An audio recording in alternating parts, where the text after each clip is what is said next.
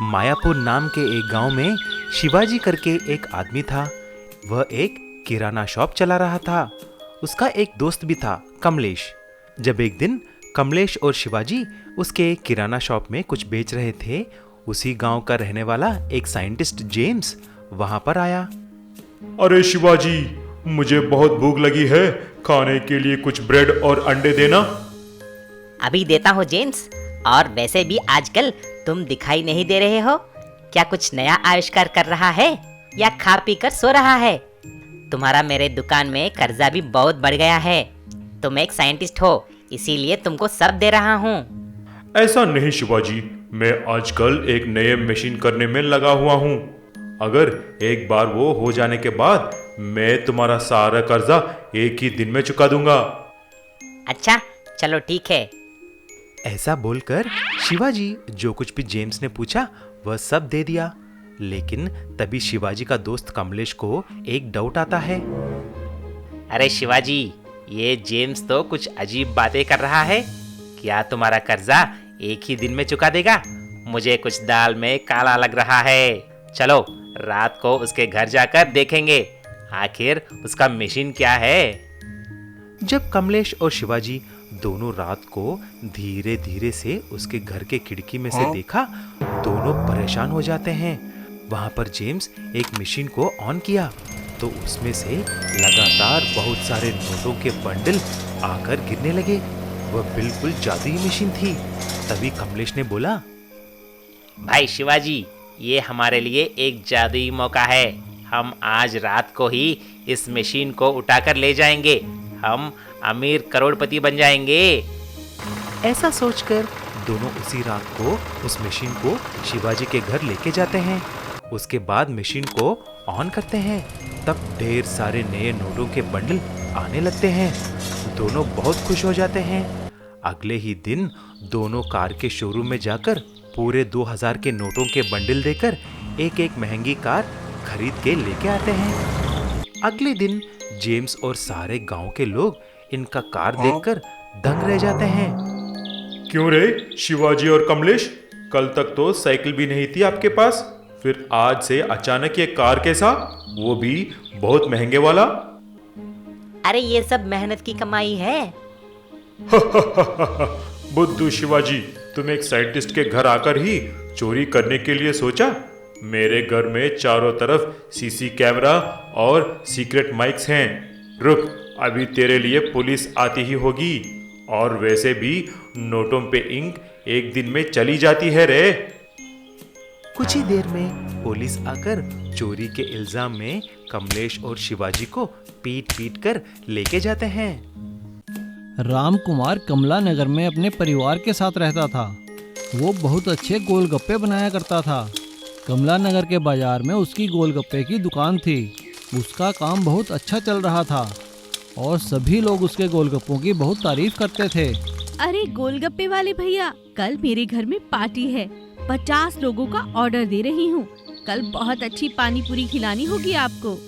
आप बिल्कुल फिक्र न करें बहन जी, मैं बिल्कुल ऐसे ही गोलगप्पे बनाऊंगा। राम कुमार अपने परिवार के साथ एक खुशहाल जिंदगी जी रहा था। लेकिन अचानक समय ने करवट बदली और कोरोना महामारी के कारण सभी बाजार बंद हो गए। राम कुमार को भी अपनी दुकान बंद करनी पड़ी और वो अपने परिवार के साथ घर में ही बैठकर रह गया। लेकिन वक्त ने फिर करवट बदली। बाजार तो खुल गए, राम कुमार ने अपनी दुकान भी खोल ली। लेकिन अब उसका गोलगप्पे का काम बहुत कम हो गया। उसका गुजारा बहुत मुश्किल से चलता था।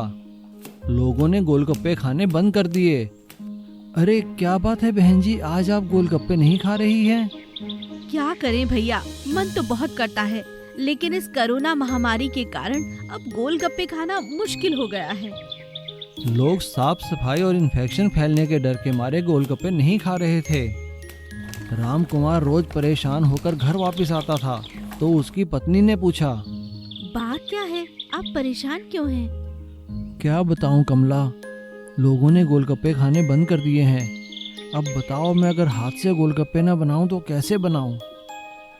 राम कुमार और उसकी पत्नी की बात उनका बेटा चिंटू सुन लेता है, जो कि एक कॉलेज में पढ़ता था। उसने अपने पिता से कहा, पापा आप घबराइए मत, आजकल ऑनलाइन मैंने बहुत अच्छी अच्छी मशीनें बनानी सीखी हैं। देखना, मैं पानी पूरी की भी एक मशीन बनाऊंगा। और चिंटू पानी पूरी की मशीन बनाने में जुट गया। एक रात जब वो सोया हुआ था तभी एक देवी उसके सपने में आई और देवी ने सपने में चिंटू को पानी पूरी की मशीन बनाने की तरकीब बताई। अगले ही दिन से चिंटू मशीन बनाने में जुट गया और 2-4 दिनों में उसने पानी पूरी बनाने की एक मशीन बना डाली और अपने पिता से कहा, पिताजी ये लीजिए पानी पूरी बनाने की मशीन, इसमें आप बिना हाथ लगाए ही लोगों को पानी पूरी खिला सकते हैं।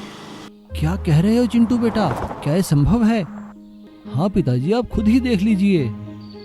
राम कुमार पानी पूरी की मशीन देखकर हैरान हो गया और अगले ही दिन से उसने वो मशीन अपनी दुकान में लगा ली। आइए आइए गोलगप्पे खाइए, बिना हाथ लगाए सैनिटाइज की हुई मशीन से गोलगप्पे खाइए।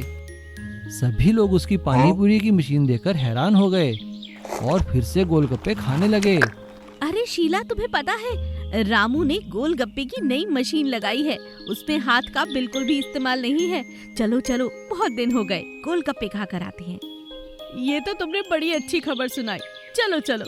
और राम कुमार की दुकान पर फिर से भीड़ लगने लगी और इस तरह देवी माँ की बताई हुई तरकीब और चिंटू की कारीगरी से राम कुमार का काम फिर से चल निकला और वे फिर से खुशहाली की जिंदगी जीने लगे।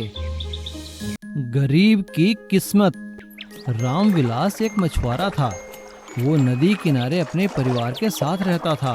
वो मछलियाँ पकड़ने में बहुत माहिर था, लेकिन समय के साथ साथ उसकी उम्र बढ़ती गई और वो बूढ़ा होता गया। उसके बच्चे उसे छोड़कर शहर चले गए और वो वहाँ जाकर दूसरे काम धंधे करने लगे।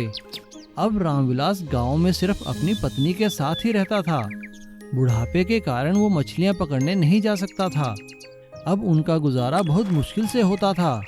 उनके पास खाने के भी लाले पड़ गए क्योंकि उनकी जमा पूंजी धीरे धीरे खत्म हो गई थी। एक दिन रामविलास की पत्नी ने उससे कहा, अजी सुनते हो, घर का सारा राशन खत्म हो चुका है, जाकर कुछ इंतजाम करिए।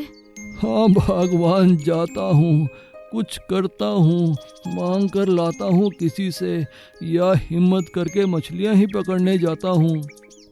रामविलास जैसे ही बाहर जाने के लिए निकला तभी अचानक राजा के सिपाही कुछ मुनादी कर रहे थे। सुनो सुनो सुनो, राजकुमारी का हार नदी में गिर गया है। जो भी उसे ढूंढ कर लाएगा उसे महाराज बहुत इनाम देंगे। ये घोषणा सुनकर रामविलास ने अपनी पत्नी से कहा, अजी सुनती हो, तुमने ये घोषणा सुनी? क्या मैं नदी में जाकर राजकुमारी का हार ढूंढूं? अरे अरे, रहने भी दो, अब तुम जवान नहीं बूढ़े हो चुके हो, कोई आसान काम ढूंढो। बेचारा रामविलास अपना सा मुंह लेकर घर से बाहर चला जाता है और पड़ोस के मंगूराम से कुछ मछलियां मांग कर लाता है और उन्हीं से अपना गुजारा करते हैं। लेकिन उसके मन में तो राजकुमारी का हार ढूंढने की ललक थी। रात को वो जब सोया हुआ था तभी जल देवी उसके सपने में आई और जल देवी ने कहा, रामविलास, मैं तुमसे बहुत प्रसन्न हूँ। तुमने पूरी उम्र मेरे जल से मछलियाँ पकड़ी मगर कभी भी जल को मैला नहीं होने दिया।